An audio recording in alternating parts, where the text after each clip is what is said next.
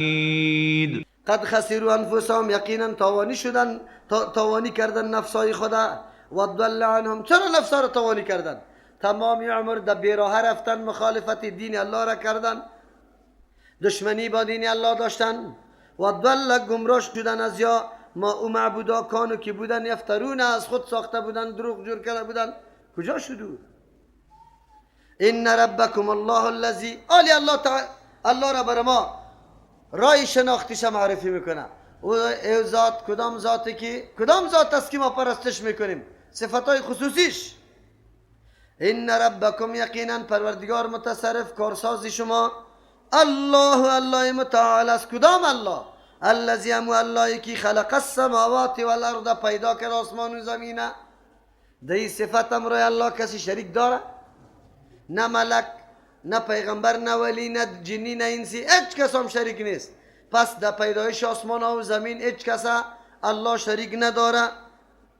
بعد از او خلق السماوات والارض، پیدا کرد آسمان و زمین فی 6 ایام، در مقدار 6 روز، یا در دورانی، در یک دورانی وقت، در 6 دوران پیدا کرده. 6 دوره آمده سر زمین آسمان. اول چی رقم بودن، مثل یک دودواره، بعد از او به چی تبدیل شد، بعد از او انقلابات و مراحل مختلف سرش آمده، افت شده. یک توجیه است. دوم توجیه است که مراد از اون وقت و روز و شب نبود، به می قدر وقتی را پیدا کرد که مقدار 6 روزی چیست؟ آلی میشه، یعنی سال، آلی که سال پیدا شده. یا مرادی تو روزاست که یک روزش برابر 1000 سال است. الله متعال بر ما گفت که آسمان و زمین الله پیدا کرده، یا به مراحل پیدا کرده، یا به مقدار 6 روز. و یا است که مراد از روزها برابر روزهای آخرت است، برابر 1000 سال است. امکانات در کلش موجود است. قرآن همی قدر گفته که در مقدار 6 روز الله پیدا کرده، بر ما همی قدر کفایت میکنه. شروع از روزی که شده یک شنبه، ختم در روز جمعه شده، روز شنبه همینطور خالی خالی باقی مانده.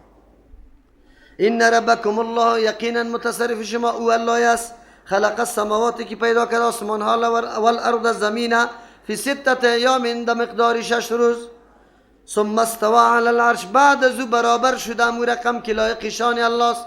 علی العرش، بالای عرش، که عرش بالای تمام مخلوقات قرار داره. الله متعال سر از او برابر شده امو رقم که لایق شان کیست؟ الله متعال است. یغشی اللیل النهار، می پوشانه شب بالای روز. یطلبه، که طلب میکنه شب روزه، یا روز شب، حسیسا بجلتی. و الشمس والقمر، پیدا کرده آفتاب و مهتاب، و النجوم، پیدا کرده آفتاب و مهتاب، و النجوم، ستاره ها را، مسخرات، که تابع است مطابق فرمانی، که تابع کرده شده مطابق فرمان مؤمن. به امره، به دستور الله متعال، به حکم و فرمان الله. الا، خبردار، له الخلق، در اختیار الله است پیدا کردن، والامر، دستورات دادن. تبارک الله رب العالمین، برکت دهنده است تو ذاتی که تربیت مخلوقات. دلایل شناخت و معرفت الله بیان میشه. مردمی که در شرک مبتلا شده، الله میگه ما وسایل شناخت خود برشان روان کرده، موجود است، لیکن مردم توجه نکرد، از غفلت کار گرفت. ان ربکم، یقینا متصرف، مالک، مصلح و مدبر شما. کلی معانی در اینجا درست است. ذاتی که شما را، اختیارات شما در پیشش است، متصرف در تمام احوال و حالات شما تصرف میتونه. ان ربکم، مصلح و مدبر شما. الله است، او الله الذی خلق السماوات، و الله که آسمان ها را پیدا کرده، والارض، زمین پیدا کرده، فی 6 ایام، در مقدار 6 روز. چرا دو وقتا روز و شب نبوده؟ چطور خیر 6 روز میگه؟ یعنی امی قدر وقت بوده که برابر 6 روزی دنیا میشد. یک توجیه است. دوم مراد از ایام مراحل است. در 6 مرحله الله متعال آسمان و زمین پیدا کرده. مرحله اول دودواری بوده، بعد از او تبدیل به چیزی دیگری شده، تا اینکه اینمی آسمان و زمین به وجود آمده، الله متعال پیدا کرده. دو، سوم ترجمه، روزا مراد از روزای آخرت است که یک روزش برابر 1000 سال است. پس چطور شده میتونه که یک انسان در دنیا زندگی بکنه، آسمان ها را مشاهده میکنه، زمین را مشاهده میکنه، اما الله را نمیشناسه؟ چرا تفکر نمیکنه؟ ثم استوى علی العرش، بعد از او برابر شد الله بالای عرش، یعنی امو رقم که لایق شان الله متعال است. استوا بالای عرش یکی از جمله صفات الله متعال است، معنایش معلوم است لیکن کیفیت مجهول است. امام مالک رحمه الله از پیشش سوال میشه که استوا بالای عرش چی رقم است؟ او میگه استوا معلوم است، عرشم معلوم است، اما کیفیت مجهول است و کسی که از این و سوالا میکنه او هم بدعت است. چی میکنی دیگه پشتی گپ میگردی؟ صحابه کرام چقدر کلماتی که در قرآن آمد فقط ظاهر قرآن حمل کرد، میفهمیدن که الله مشابه مخلوق نیست. قانون کلی وجود داره، آیت صریح لیس کمثله شیء و هو السمیع البصیر، به مثل الله ای چیزی نیست، الله شنونده و بیناست، به مثل الله چیزی شده نمیتونه. از دو خاطر هیچ وقت سوالم برشان پیدا نشده. حالی مردمایی که مریض است در قلبایشان تشبیه وجود داره، در دلشان هر وقت میگرده که اگر ما این صفت به الله ثابت کنیم الله مشابه مخلوق میگرده، از او خاطر تاویلات شروع میکنه. عقیده اهل سنت والجماعت در مورد صفات الله که خود در قرآن برای خود ثابت کرده یا در حدیث صحیح پیغمبر علیه السلام برای الله صفات ثابت کرده، این صفات ها برش ثابت است، بدون تشبیه امرای کسی تشبیه داده نمیشه. یکی بدون تاویل هم نمیشه، بدون تعطیل اینطور هم نیست که میگه اثر صفت نداره، بدون تجسیم که ایره نعوذ بالله جسم قائل شوه یا تشبیه بدی با یک چیزی. عقیده اهل سنت والجماعت در مورد صفات الله نمیسته. اما با تاسف امروز ملاهای مساجد هم سوال کنه در صفات الله تاویل میکنه، از دست قدرت و نعمت میگیره، اینجا از استوا بر عرش تسلط میگیره. تدبیری الله میگه از بالای عرش تدبیر میکنه عالمه، بله تدبیر عالم الله بالای عرش میکنه، در این شک نیست، لیکن معنای استوا علی العرش نیست. معنای استوا برابر شدن است، الله برابر بالای عرش شده، امو رقم که لایق شان الله است، در کیفیتش ما خبر نداریم. این عقیده اهل سنت والجماعت است. صفات الله خب عرشی که تمامی مخلوقات در بر گرفته، چرا؟ در حدیث میاد تمام آسمانا و زمینا در مقابل کرسی الله به اندازه یک حلقه انگشتری است که در بیابان انداخته باشی، همینطور یک حیثیت داره. کرسی در برابر عرش الله حیثیت چی را داره؟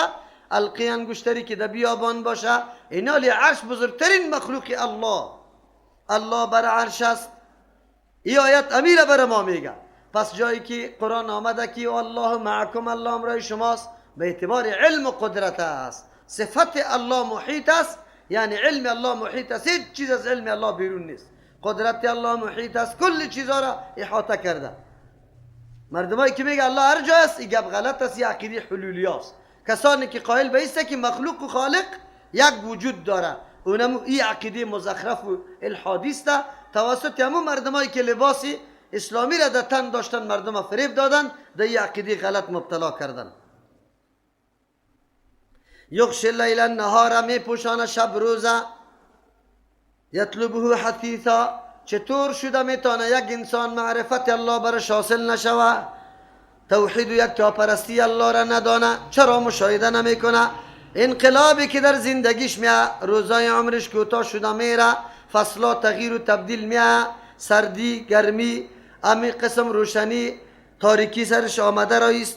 از او خاطر الله میفرمه شب و روز میبینه که به یک نظم خاصی حرکت میکنه. یطلبه حسیسا، طلب میکنه شب می روز حسیسا، به طلب کردن تیز. مراد از است آنقدر مراقبت داره، ما چون که در یک دقیقه چقدر چیسته، چند در یک ثانیه یا یک دقیقه آفتاب که دور میخوره چقدر ثانیه را طی کرده رایسته. و الشمس و القمر، پیدا کرده آفتاب و مهتاب، و النجوم، ستاره ها و سیاره های دیگر، مسخرات کتابی کرده شده، رام کرده شده، بی امرهی، به فرمان الله متعال برای انسان فکر نمیکنه. امی آفتاب و مهتاب منافعش چقدر برای مخلوق میرسه، کی پیدا کرده ایره و رام ساخته، در کار انسان ها موظف کرده شه. تو میتونستی که آفتاب و مهتاب زیر اراده خود بیاری؟ قطعا نه. الا خبردار، باید الله را انسان بشناسه. له الخلق، ده اختیار الله است پیدا کردن، هیچ کسی دیگری پیدا کردن نمیتونه، بله ترکیب یک اجزا را قطع اجزای دیگه میکنه، اما از عدم یک چیز پیدا کردن هیچ کس نمیتونه.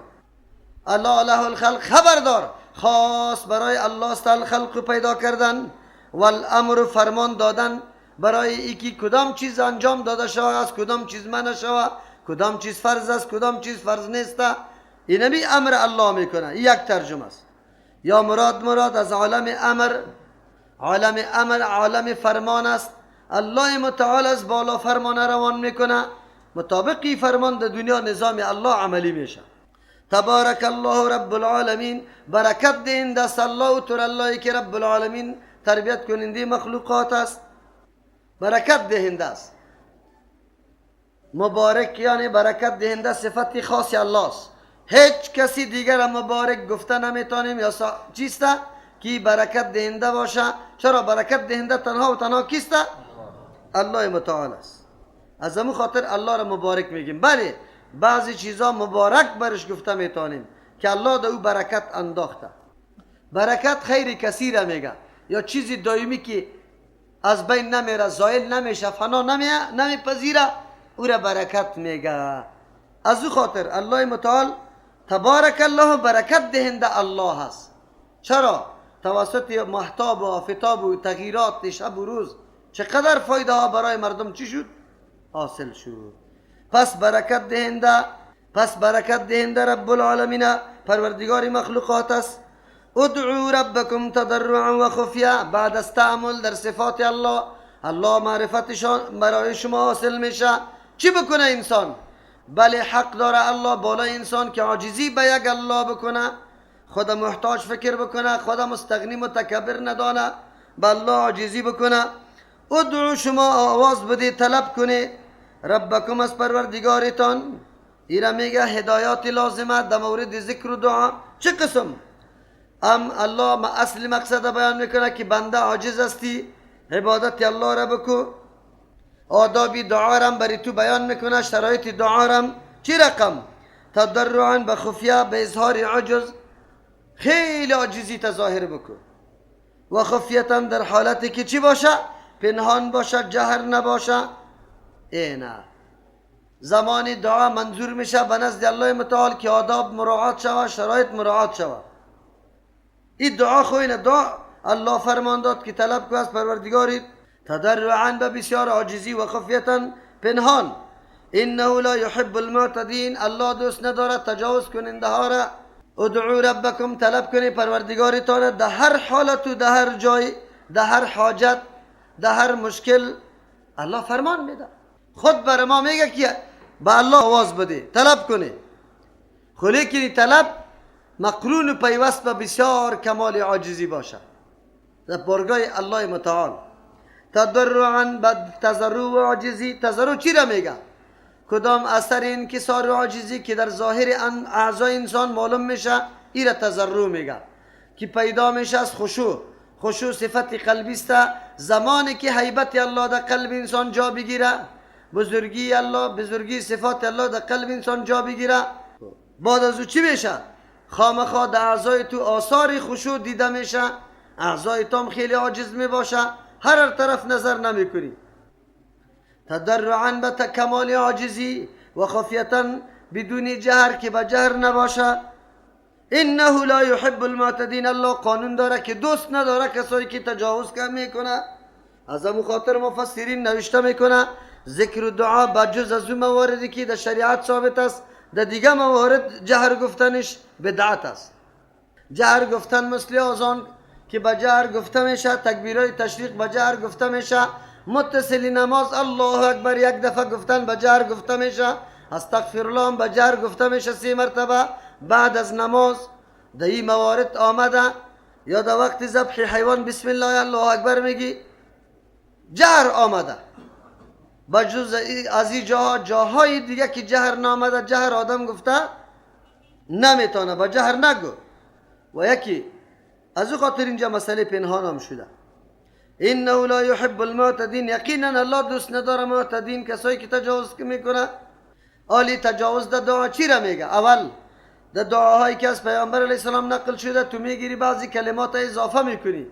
در اللهم انت السلام حینا ربنا بالسلام و ادخلنا دار السلام یا را اضافه میکنی. یا تجاوز در چیست؟ در حد دعاست. دعا کردن به هیئت اجتماعی که از خودی پیامبر صلی الله علیه وسلم ثابت نیست، یا تجاوز در دعاست. طلب کردن و اشیایی که قابلی طلب کردن نیست، یا الله این چاشت برام شوروای خیلی تلخ نصیب بکو، یا تجاوز در دعاست. سه. چهارم یا الله اینطور مرا طرفی راستی جنتی سفید نصیب بکو، یا تجاوز در دعاست.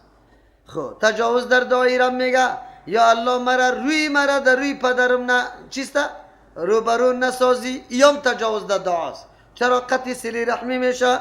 خب دیگه تجاوز در دعا را خو الله خیلی آهسته میشنوه، تو میگی با جهر میکنی. البته برای تعلیم پروا نداره یکی، یا برای اون مردمایی که پسان از پیشت گله میکنه میگه مولوی صاحب برای من دعا نکردی، از خاطر تو بیان میکنی که یا الله مریضا را شفا بده، بی اولادا را اولاد بده. این گپا را برش بیان میکنی که پسان اشتباه میکنه سری تو، میگه تو دعا نمیکنی. برای تعلیم جهر خوب است، در غیر ازو خفیه دعا. انه لا يحب المعتدین، الله دوست نداره تجاوز کننده ها را. نه اگر در دعا تجاوز میکنه یا در غیر ازی حدود الله را مراعات نمیکنه، کدام قید و بندی که الله مقرر کرده. ولا تفسدوا فی الارض بعد اصلاحها. نه اشاره میکنه هر کس خوش داره که دنیا به امن باشه، ببندوباری جار جنجال این گپا وجود نداشته باشه. علاج نمی گپا چی رقم است؟ علاج فهم قرآن و حدیث است. مردم وقتی قرآن و حدیث بفهمن بالکل درک میکنه. دشمن حقیقی خدا، دشمنی که یقینا نمیخواه مردم بیدار شوه، مردم دینی خدا بفهمه. ولا تفسدوا فی الارض، فساد در زمین نکنه. فساد چی را میگم؟ هر چیز در جای مناسبش استعمال نکردن فساد است. هر چیز در جای مناسبش نه استعمال نکنی، این فساد است. فساد میگه در روی زمین نکنی. عبادت حق الله سیره برای الله استعمال نکنی، برای مخلوقی الله استعمال میکنی، فساد بزرگ است. این را فساد میگه. فساد است. اگر ما این گروپ استفاده مناسب نکنیم، میره میده کنیم، این فساد است. شیء از برای کدام مقصدی که پیدا شده استعمال نکردن، این فساد است. الله متعال میگه سبب امن در دنیا محو فساد است، که فساد از بین ببری. آلی فساد است چی پیدا میشه؟ حقیت نیست، این زمین تو دعوای ناحق کردی میگیری، دعوا کده رویستی، قسم هم سرش میخوری که از ماست. فساد است. ما مردم تعرض میکنی، دو دشنام میگی، در حالی که خودت خوش نداری که ادنا دو دشنام کسی برد بکنه. اینی فساد است. آبرو و عزت خدا خیلی محترم میشماری، اما آبرو و عزت دیگه مسلمانه هیچ نوع احترام قائل نیستی. این فساد است. خو لیکن تمامی اساسی فسادا از شرک شروع میشه. زمانی که مردم عقیده توحید و یکتا پرستی الله را نداشته باشه، به انواع مصیبت ها و معصیت ها مبتلا می باشه. از همون خاطر ضرورت مبرم و اساسی و اصولی مردم برای عقیده یکتا پرستی الله داره. از اون خاطر اینجا الله میگه که شما فساد در زمین نکنه، شرک شایع نکنه، رواج نده تا ایرا دیگم رونق نده، شرک نکنه. بعد اصلاحها، پس از صالح شدن چی؟ این نمی زمین که زمین اصلاح شده، شما فساد نکنه. زمین اصلاح شده به تعلیم توحید، دعوت توحید توسط انبیاء علیهم السلام یا نایبین انبیاء علیهم السلام. تالی تلاش نکنی که در اینجا چیزی ممانعت بکنی، این کار باید نکنی. ودعوه خوفا، ودعوه عبادت کنی الله را خوفا، از روی خوف ترس داشته باشه که مبادا الله ای را قبول میکنه یا نمیکنه. و طمع، از روی طمع که خامخا امید داشته باشه، خامخا دعای ما قبول میشه، الله قبول میکنه. از او خاطر دعای قدر ناامید نباشی که الله قبول نمیکنه، این قدر مطمئن نباشی که بالکل الله رد نمیکنه. از او خاطر انسان در بین قرار بگیره، واسطه در بین شدی، در اینجا رد میشه، بالای دیگم الله امر میکنه ودعوه، شما الله را طلب کنی، آواز برش بدی. خوفا از روی خوف و طمعا از روی طمع. خوف از که نعوذ بالله که مبادا من نعوذ بالله عباداتم قبول نباشه و من مرتکب جرایم شده باشم و در عذاب الله بسوزم. از او خاطر گریان میکنه. زمانی که عذابای جهنم در قرآن میآید این خود گرفته نمیتونه. و طمع برای طمع ثواب الله را عبادت کنی، طلب کنی، آواز برش بدی. یعنی طمع ثواب ای داره که همی کارا را انجام میده. او اینیالی برای طمع ثواب عبادت کردن و یا از روی خوف عبادت کردن، این را خودی الله متعال هم امر کرده. بعضی مردم حالی پیدا شده میگه کسی از روی خوف و طمع عبادت الله را میکنه و موحد نیست. موحد کسی است که فقط رضای الله را خواسته باشه. از همون خاطر یک تعدادشی شعر گفته که ما به جنتت کار ندارم، ما به جهنمت کار ندارم و کسی که به یا کار داره او مشرک است. نعوذ بالله. این گپ غلط است. انبیاء علیهم السلام صفتشان چیست؟ بگو عبادت الله را کردن از روی خوف و طمع. و اینجا الله خود امر میکنه بنده را که هر وقت عبادت میکردی از ما طلب میکردی از روی خوف و طمع طلب بکن. ان رحمت الله قریب من المحسنین. بله طلبا خو خیلی زیاد میباشه. کل انسانا دستار بلند کرده. شاید در شب به نامش شب لیلت القدر آخریش شبای تاقی رمضان مبارک ما بود. بسیاری مردم دستار بلند کرده، لیکن رحمت الله کی را فرا میگیره. قرآن بیان میکنه ان رحمت الله، یقینا رحمت الله قریب نزدیک است من المحسنین، به کسایی که محسن است. محسن کسی را میگه که عقیده خودم درست میکنه، عمل خودم درست، عقیده درست توسط قرآن میشه، عمل درست توسط حدیث پیامبر صلی الله علیه و سلم میشه. اون وقت آلی دیگه دعای تو قبول میشه که رحمت قریب محسنین. و هو الذی، الله ذاتی است، یرسل الریاح، کلش نشانه های قدرتی الله متعال، بزرگ نشانه ها که توسط از او معرفت الله نصیب ما میگرده و این سبب چی؟ شناخت الله برای دیگران هم میشه. کدام است الله؟ الذی ذاتی که یرسل الریاح، روان میکنه باداره بشترن برای خوشخبری بین یدی رحمت، پیش از روان کردن رحمت خود. یعنی پیش از باران رحمت بادار الله پیدا میکنه که ابرا را باد میگیره، گاهی در یک نقطه گاهی در دیگر نقطه. ابری بزرگه که اینقدر گرنگ است و تونا آب داره، امی آبم از سطح بحر بخار کرده بالا. بحرم یک دم تلخ است، لیکن کدام بخاری که بالا رفته آنقدر شفاف و پاک است و آنقدر شیرین است که پرسان نکو. به شکل ابر الله او آب ذخیره میکنه. الله متعال باد از کجا پیدا میکنه؟ ابر خود سری سطح بحر بخار شده، باید همونجا ابر باشه، باد پیدا میشه، این ابرها را میرانه در اون مناطقی که خیلی خشک است، مثل افغانستان واری که منطقه کوهستانی است، از سطح بحر خیلی بالا است. بادا را روان میکنه الله متعال برای خوشخبری در پیش باران.